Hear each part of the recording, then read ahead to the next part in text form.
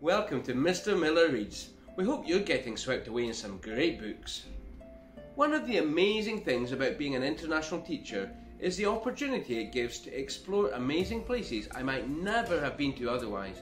Today's book takes us all the way to Sri Lanka, otherwise known as Serendip, with its breathtaking beaches and awe-inspiring nature. Sri Lanka is a place that has provided me with some of my most treasured memories. Yelling, the men gave chase as the boy sprinted away down the ship. Lightning lit up his running figure. The ship groaned and shifted. The men stumbled and one fell as the boy doubled back, jumping over the fallen man and speeding past his furious companion. The first mate took out a knife that flashed silver in the gloom of the night. He ran fast, closing in on the boy as water filled the deck and crept up his ankles. It was over. The ship was going down, and it was too late to save anyone. The boy wailed in anguish as he threw himself over the side and into the lifeboat.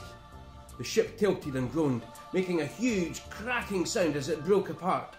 The men ran to the railing and yelled at the boy, but the rain blotted out everything as he rowed swiftly away. The last he saw of the ship was it careering jerkily off course. The boy screamed into the wind and wept for his lost friends. The Boy Who Met a Whale by Nirzana Farook and published by Nosy Crow throws us straight into the action aboard a ship as a young boy runs for his life to escape his nefarious pursuers. We then join our main character, Razi. As he watches baby turtles hatch on the beach near his home, he comes across a small boat with a big surprise inside. A surprise that will force him to make an even bigger decision that will impact his life from then on. It dipped into a wave and then lifted up, a solitary blot on the empty ocean.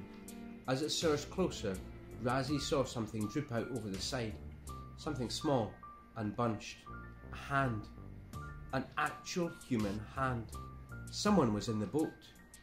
Razi staggered back, jabbing his foot on a pointed shell. The pain hardly registered as he watched the boat bobbing closer. He looked around the beach, wildly to see if there was anyone to help, but as usual, it was entirely deserted. The boat swirled closer and Razi froze. Was he going to have to get into the water? Dread clawed his heart at the prospect.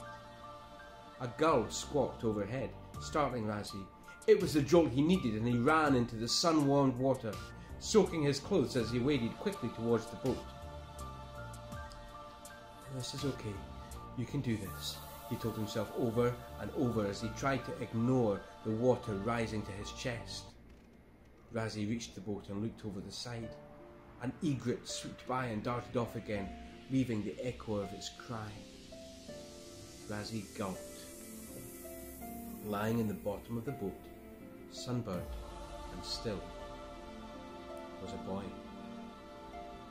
The action does not stop as our three heroes race to find and protect an important stolen artifact from some less than well-meaning sailors, all the while following a treasure map with a very clever clue. We're whisked to a desert island where our protagonists end up trapped during a storm and ultimately must use their wits to escape. Will they all live to tell the tale? As they do their best to help one another evade capture and save the treasure, Razi finds healing from the pain of losing his father to the sea, in the most wonderful way possible. Shifa didn't seem impressed. If anything, she was even more nervous. Razi couldn't blame her. The sheer size of the animal was mind-boggling. Malu came up and touched the boat with the tip of her nose, and Shifa gripped the side, white-knuckled. Nothing's going to happen, Shifa. She's harmless. But Shifa screwed up her eyes tightly as the boat rocked from Malu's movements. Razi got up and kneeled over the side. The whale was very persistent. He'd have to try to send her away before Shifa fainted with fright. "What are you doing?" said Shifa, alarmed. Before he could answer, Malu jabbed at the boat and Razi fell into the sea. The shock was greater than the physical impact as Razi hit the waves. He sputtered as he sank into the depths, the water getting cooler as he plummeted downwards. The blue-tinted world around him flapped in slow motion, and a clump of seaweed floated past as he gazed at the sandy seabed far below. Automatically his body responded.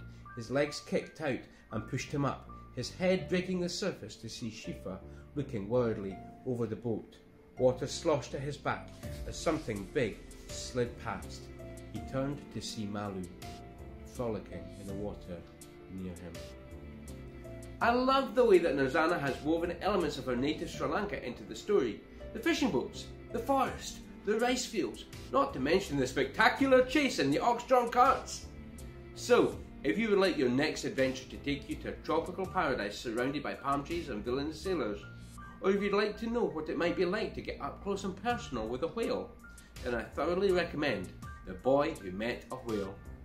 As always, I'd love to hear your thoughts about the story or anything else you're reading right now. Do you have a book you'd like me to review? If so, please send me a comment on my Instagram page. Now, go, find yourself a thrilling adventure and happy reading.